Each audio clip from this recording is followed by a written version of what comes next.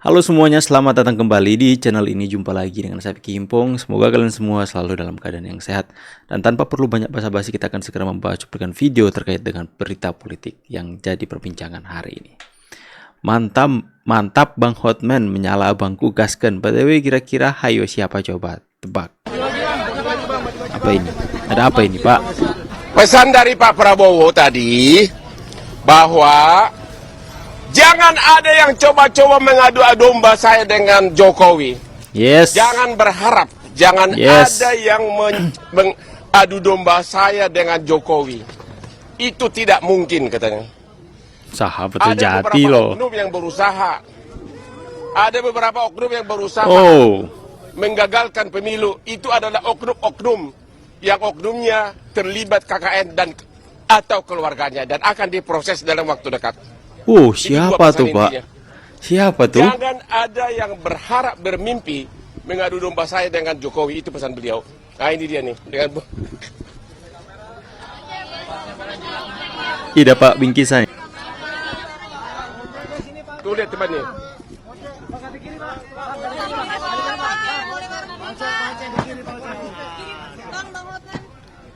Ini oleh-oleh dari Pak Prabowo. Tanda tangan Ya. presiden dengan wakil presiden untuk buku ini. Ya.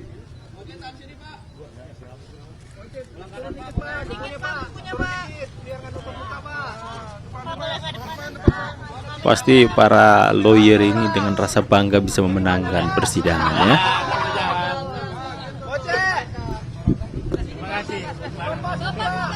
Itu dong. Tadi agendanya makan bersama. Pak Prabowo terus. Jadi ada bocoran ya. Ada pihak atau oknum yang mencoba untuk menggagalkan pemilu dan kemudian mencoba untuk mengadu domba Pak Jokowi dan Pak Prabowo. Dan Pak Prabowo tegas itu nggak akan berhasil. Karena dua orang ini bersahabat itu melalui proses yang sangat luar biasa. Menjadikan contoh dan teladan kepada kita semua bagaimana persahabatan itu sebenarnya harus terjalin dan tidak ada yang namanya pengkhianatan di dalamnya. Berbeda dengan siapa tuh yang mengkhianati Pak Prabowo, siapa kan? Next ya teman-teman ya. Kami laporkan, kami cek kembali hari ini karena apa? Baru selesai MK menyampaikan putusan tentang pemilu supaya ini tidak disebut politis. Teman-teman dari IPW kemarin sudah men-cross check Gubernur Jawa Tengah yaitu Pak Ganjar pada masa masih belum selesai. Kami sekarang ingin mendorong KPK nanya, sudah diselidiki tidak Pak Anies Rashid Baswedan? Langsung. Karena sudah 1 tahun. Jadi kita minta KPK mau menjelaskan proses penyelidikannya atas informasi yang sudah kami berikan. Sekali lagi, tolong KPK jangan berdalih apapun. Kami datang nggak ada juga respon yang baik. Di Kejaksaan Agung tidak seperti ini proses penyelidikan. Mereka terbuka, menceritakan, didatangin ke dalam ruangan, bisa kok. Kami tidak menemukan hal yang seperti itu di KPK ini. Oleh karena itu, kami berharap ini sudah selesai masa tenggat dan seluruh perhelatan pemilu. Tidak salah jika gubernur di Sumatera Barat, gubernur di Jawa Barat, gubernur di Jawa Timur, gubernur di Jawa Tengah, dan gubernur DKI Jakarta mohon segera diselidiki. Ini terkait dengan uang 4,4 triliun yang dikonsolidasikan dari modal uang pemerintah daerah di PT Asuransi Bangun Askrida. Perusahaan ini sangat berbahaya karena memberikan dan membuat laporan yang dipoles sedemikian rupa. Oleh karena itu, kita jangan mau lagi lambat ditangani kasus-kasus korupsi. Kejaksaan Agung bisa lebih cepat dari KPK. Gitu. Kita udah dapat perbandingan saat ini. Oleh karena itu, kami mohon sekali lagi KPK untuk mencari cara membuktikan karena Pak OJK sudah mendeteksi data ini. Dan ada uang pinjaman 2,3 triliun bermasalah di Bank BUMN Indonesia. Ini kayaknya waduh, ya, Pak Menteri gas. BUMN juga. Aku baca ya. Ucapkan selamat Anies. Jika Prabowo hendak rekonsiliasi, kita adalah teman demokrasi. Mulai lagi. mulai lagi berubah ya. Manusia memang cepat sekali berubahnya demi kepentingan untuk mendapatkan mungkin kekuasaan. Langsung berubah ya. Awalnya mengatakan akan menjadi oposisi, makanya tiba-tiba ucapan selamat dan minta jika Prabowo hendak rekonsiliasi, kita adalah teman demokrasi. Jangan diajak Pak ya, jangan. Mohon Pak Prabowo jangan diajak. Apa ini? Gugat ke P2N PDP minta KPU. Ada nggak? Proses pemilu. Ada satu lagi yang perlu kita tahu, bahwa hukum ini kan bercabang-cabang dengan tujuan yang berbeda-beda, tetapi dengan dasar yang sama, yaitu undang-undang. Ada yang mempersoalkan proses pemilu ini, apakah ada pelanggaran. Itu juga di PT UN, satu di MK, satu di PT UN. Kami berbeda. Kami mencoba untuk menelusuri bahwa apakah ada pelanggaran oleh pejabat negara yang bernama KPU. Ya. Baik, apakah ada pelaksanaan? Guys, tampaknya mereka tidak mau terima, masih tidak mau terima, dan mereka seperti tidak rela kekuasaan mereka dilepaskan begitu saja. Dan padahal sudah final keputusan, masih ribut untuk membawa ini ke PT UN, guys ya. Astaga. Ini gimana sih PDIP ini bikin rakyat pengen diulti rakyat kayaknya ya. Anak abah, kita beda level. Kalian demo berbulan-bulan, abah kalian gak peduli. Kalian kelaparan, kepanasan sampai harus batalin puasa di tengah hari. Tapi abah kalian sibuk dengan kegilaannya sendiri. Beberapa dari kalian sampai di penjara karena melanggar aturan, tapi abah kalian gak bisa kasih pertolongan. Lihatlah komandan kami, baru sedikit bergerak ingin menunjukkan diri karena diam kami dianggap goib, tapi langsung direspon dan dihimbau untuk tetap santai di rumah, tidak perlu turun ke jalan dan menyampah seperti kalian. Kita beda kelas bos, kami disayang, kalau kalian dibegoin. Kocak lu. Anies siap bertemu Prabowo. Kita teman berdemokrasi. Teman. Enak amat ngaku teman. Gak ada seorang teman yang merendahkan temannya sendiri. Demokrasi.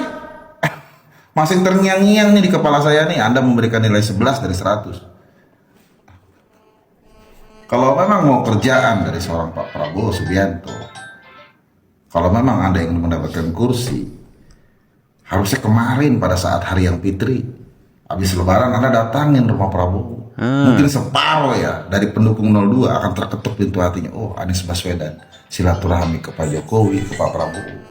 Tuh, bukan nungguin keputusan MK. Kalau udah begini udah terlambat. Teman, sorry ya. NKRI harga mati. Anies siap bertemu Prabowo. Kita teman berdemokrasi. Teman. Enak amat ngaku teman. Gak ada seorang teman yang merendahkan temannya sendiri. Demokrasi. Masih terngiang-ngiang nih di kepala saya nih. Anda memberikan nilai 11 dari 100. Kalau memang mau kerjaan. Kami sering sampaikan bahwa lawan di dalam pemilu dan pilpres adalah teman dalam demokrasi. Kami membedakan antara lawan dengan musuh. Berbisa. Kalau musuh saling menghabisi, kalau lawan saling menguatkan. Dan kita semua adalah anak-anak bangsa yang sedang berjuang bersama-sama. Udah kalah baru kayak gini. Untuk memajukan, menghadirkan perubahan, menghadirkan keadilan, menghadirkan kesejahteraan, itu semua yang kita kerjakan. Jadi ketika proses kampanye, ketika proses pemilu, memang posisinya orang posisi ini ya, lawan. Tapi yang sesungguhnya kita adalah teman dalam demokrasi. Ampun. Jadi bila datang waktunya, tentu saja kita siap untuk selalu berdiskusi, tukar pikiran, bertemu, dan tidak pernah sedikit pun ada bayangan bahwa ini adalah sebuah kontestasi yang tidak ada ujungnya, ada ujungnya. Apa kabar ketika Anda merendahkan Pak Prabowo? Habis-habisan Anda mencerca Pak Prabowo ketika debat kemarin. Itu Anda mau mengatakan Anda teman demokrasi. Bagaimana sikap Anda itu benar-benar sangat keterlaluan menilai pemerintahan Pak Prabowo di depan umum, di depan media yang disaksikan satu rakyat Indonesia yang akhirnya menjatuhkan Anda sebenarnya. Teman demokrasi. Bullshit. Bambang Wijayanto stres berat. Dia memakai nada tinggi mengutuk Ketua Mahkamah Konstitusi Soehartoyo. Seandainya Pak Ketua Mahkamah Konstitusi itu memakai dissenting opinion seperti putusan 90, maka hasilnya menjadi imbang 4-4 katanya. Ada banyak yang bertanya, apa sih dissenting opinion? Jadi, dissenting opinion itu merupakan opini atau pendapat yang dibuat oleh satu atau lebih anggota majelis hakim yang tidak setuju dengan keputusan yang diambil oleh mayoritas anggota majelis hakim. Nah, itu ya, dissenting opinion itu.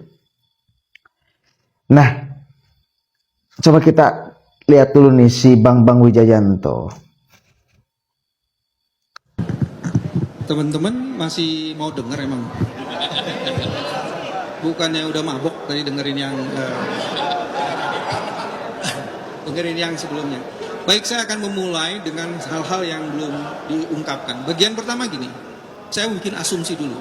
Seandainya Ketua Mahkamah Konstitusi Pak Soehartoyo masih berpihak dan berpijak pada dissentingnya pada putusan nomor 90, maka dipastikan permohonan kami dikabulkan. Karena posisinya kan jadi 4-4. Ya kan? Salah satu dalil yang kami ajukan itu berkaitan dengan apa yang disebut dengan prosedur pendaftaran itu. Bila saja dissenting opinion dalam putusan 90 masih dijadikan basis dan dasar untuk memutus permohonan sengketa Pilpres ini, dipastikan permohonan dari 01 dan 03 akan dikabulkan. Jadi ada pergeseran. Nah, ini soal-soal sifat-sifat kenegarawanan ya. Apakah pergeseran-pergeseran ini karena memang value atau tekanan? Saya nggak bisa memastikan. Itu yang pertama ya. Yang kedua, gini. Yang kedua yang menarik ini. Teman-teman, tidak pernah ada dalam sejarah sengketa Pilpres di Indonesia ada dissenting opinion, tidak pernah ada. 2004, 2009, 2014. Lantas kenapa? Never. Malas lihat si Bambang ini. Malas aku lihatnya. Tidak pernah menawarkan. Gerindra tegaskan tak pernah tawari Ganjar dan Anies kursi menteri. Syukur. Kami sampai dengan saat ini sudah melakukan komunikasi dengan pihak-pihak, tetapi belum sampai kemudian bicara soal kabinet.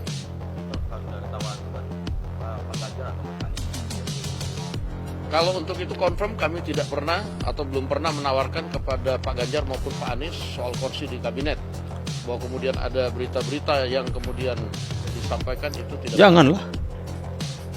Ya kalau 02 atau Pak Prabowo dan Mas Gibran itu kemudian selalu mengatakan banyak orang lebih baik kok untuk bersama-sama atau bekerja sama dalam kabinet ke depan. Nah, oleh karena itu kepada pihak-pihak yang kemudian menyatakan ingin bersama-sama atau bekerja sama dalam membangun Indonesia ke depan, tentunya kami atau 02 sangat terbuka. Oke lah teman-teman ya, demikianlah video yang bisa kita tampilkan hari ini. Semoga kalian semua bisa mendapatkan informasi tambahan dengan cuplikan video yang kita lihat bersama-sama tadi. Bagaimana? Kalian setuju nggak ya? Tiba-tiba Anies berubah, mengatakan dirinya teman demokrasinya Pak Prabowo. Setelah semua upaya yang dilakukan untuk memecah belah bangsa ini akhirnya gagal total dengan keputusan Hakim MK yang menjadikan keputusan atau Prabowo Gibran akhirnya menjadi sah dan sudah tidak ada upaya lagi untuk menggagalkannya menjadi presiden dan wakil presiden Republik Indonesia. Akhirnya sah dan tiba-tiba keluar siap untuk berrekonsiliasi. Kita adalah teman demokrasi. Apa? Kalian setuju nggak guys? Saya 1.000% gak setuju. Tulis di kolom komentar pendapat kalian semua. Saya pamit dulu. See you on the next video and God bless. Bye.